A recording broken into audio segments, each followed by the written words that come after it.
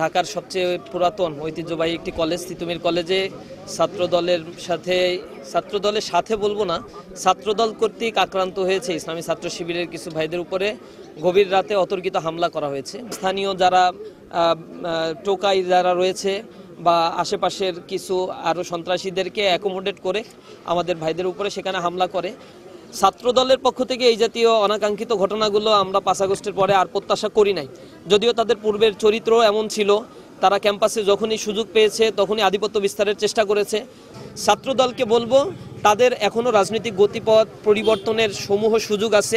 যেখানে সহাবস্থানের রাজনীতি তারা করছে সেখানেই ছাত্রদল কিন্তু ভালো করছে, শিক্ষার্থীরা আস্থা রাখছে। কিন্তু 5 আগস্টের পরে তাদের সন্ত্রাসী কর্মকাণ্ড, তাদের আন্তঃকোন্দলে প্রায় 7 জন ছাত্রদলের কর্মী তারা হত্যা করেছে। বিএমপির মাধ্যমে ইতিমধ্যে প্রায় 200-এর কাছাকাছি মানুষকে তারা হত্যা করেছে। জুলাই আন্দোলনেও তাদের এত শহীদ হয় নাই, যা জুলাইয়ের পরবর্তীতে ক্ষমতা ভাগাভাগি করতে গিয়ে যে পরিমাণে তাদের নিহত হয়েছে।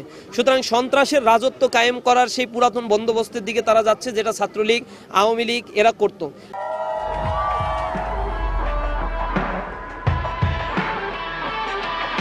আমি স্পষ্টভাবে বলি, এই পরিস্থিতি থেকে যদি তারা ফেরত না আসে, ছাত্র সমাজ তাদেরকে অন্য ছাত্র সংগঠন, ছাত্র সংসদগুলোকে যেভাবে রিজেক্ট করেছে, পুরো বাংলাদেশের সকল ক্যাম্পাসগুলোতে তাদেরকে লাল কার্ড দেখিয়ে দিবে।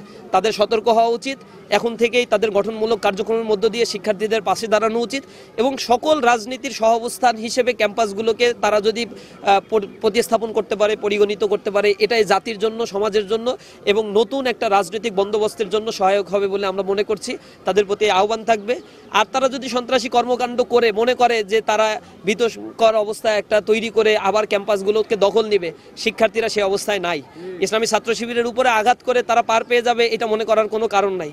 আমরা ধৈর্য ধারণ করছি। এর আগেও তারা কুয়েটে ছাত্রদের উপর আক্রমণ করেছে, এর আগে বিভিন্ন কলেজগুলোতে তারা আক্রমণ করেছে। আমরা এর প্রত্যুত্তর দিতে পছন্দ করছি না। আমরা মনে করছি তাদের শুভবুদ্ধির উদয় হবে। যদি উদয় না হয়, তাহলে শুভবুদ্ধির উদয় যেভাবে হয় ছাত্র সমাজ সেভাবেই তাদেরকে জবাব দিবে। আমরা আশা করি তারা তাদের এই রাস্তা পরিহার করে সন্ত্রাস এবং অগ্নিসন্ত্রাস, চাঁদাবাজি, টেম্পো স্ট্যান্ড দখল এবং সন্ত্রাসী কর্মকাণ্ডের যত রাস্তা তারা ইতিমধ্যেই ছাত্র সমাজকে দেখিয়ে দিয়েছে, এখান থেকে তারা নিজেদেরকে গুটিয়ে নিয়ে আসবে এবং নতুন একটি সমাজ গড়ে তোলার জন্য, ক্যাম্পাস গড়ে তোলার জন্য কাঁধে কাঁধ মিলিয়ে আমরা ঐক্যবদ্ধভাবে আবার কাজ করবো ইনশাআল্লাহ।